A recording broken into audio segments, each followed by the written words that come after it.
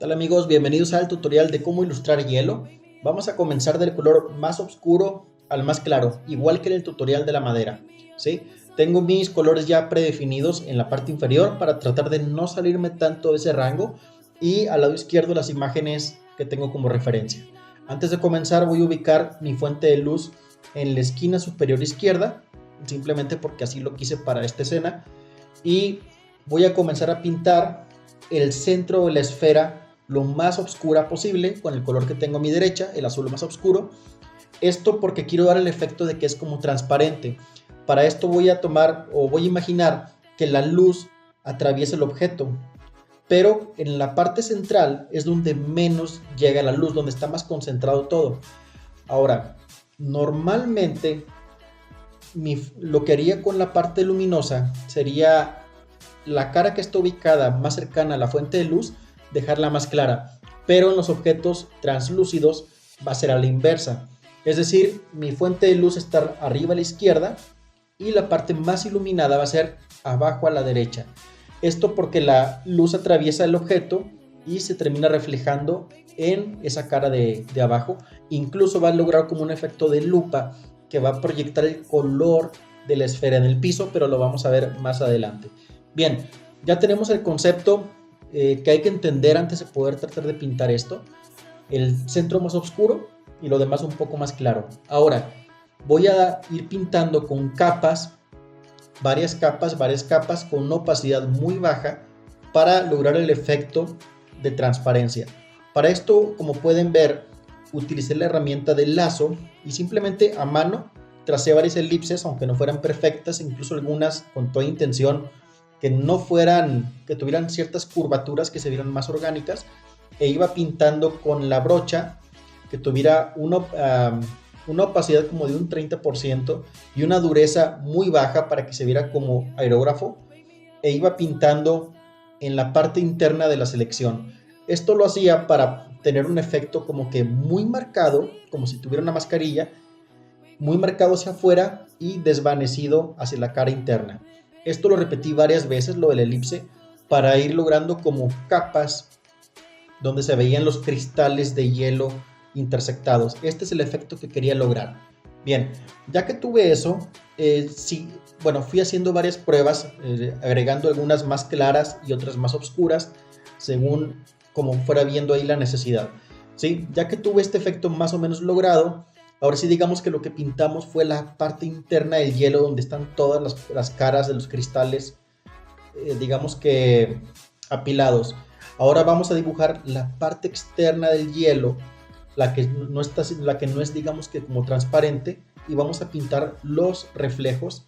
Estos sí los vamos a pintar en la parte superior. Lo vamos a tratar como un material o como un objeto que no es tan transparente, es decir, en la parte superior izquierda, la que está apuntando directamente a la fuente de luz. Sé que puede sonar confuso, pero vamos a recapitular. Para dibujar la parte interna del hielo, la fuente de luz va a afectar directamente al lado opuesto, ¿sí?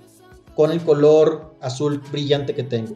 Y para dibujar la parte externa del hielo, los brillos van a ir apuntando a la cara que está más cerca a la fuente de luz. Ya teniendo este efecto una vez terminado, lo único que fui agregando fueron unas cuantas grietas para dar ahí como el efecto de que era una pieza de hielo no perfecta, y otra vez repetir el proceso, pintar encima de las grietas, volver a dibujar grietas, volver a hacer elipses, y fui agregando con una opacidad de un 30% para que se fueran agregando las capas y lograr ese efecto como de volumen. Ya una vez teniendo esto, quise dar un efecto como más tridimensional. Para esto es muy importante poder dar la sensación de que está tocando algo, de que no está volando el hielo.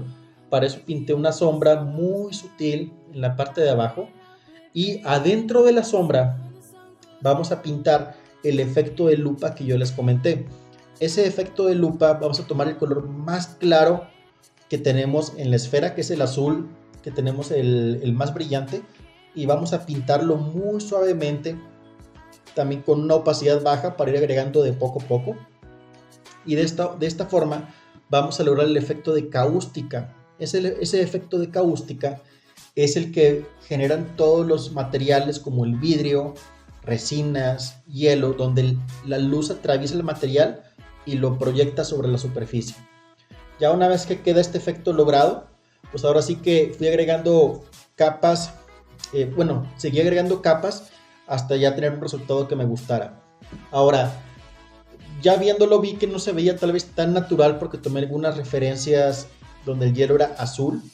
Quise hacer una versión donde el hielo es blanca, que lo van a ver ahorita al final. Hice el mismo procedimiento, nada más agregué con color blanco, con transparencias, capas y varios brochazos. Ahora, bien importante, los brochazos que fui dando en la esfera siempre son con movimientos como semiesféricos para dar el efecto de volumen, ¿sí? Recuerden que tenemos un objeto, una esfera, y la brocha tiene que tomar esa forma de la esfera sin importar la dirección en la que estamos pintando. Bien, por lo pronto creo que sería todo. Recuerden que voy a estar subiendo el video en tiempo real a mi Patreon en The Geek Tower. Voy a dejar aquí el link en la descripción. Para aquellos que quieran visualizarlo, tiene un costo de $1 al mes. Creo que es un precio muy, muy asequible. Y pues para todos aquellos que quieren apoyar el canal. Estoy muy agradecido con todos. Espero que les guste y se vienen más tutoriales de cómo dibujar fuego, pasto y muchos otros más. Por lo pronto yo me despido. Los dejo con el proceso. Yo soy Grecos y esto es The Geek Tower, tu canal de dibujo.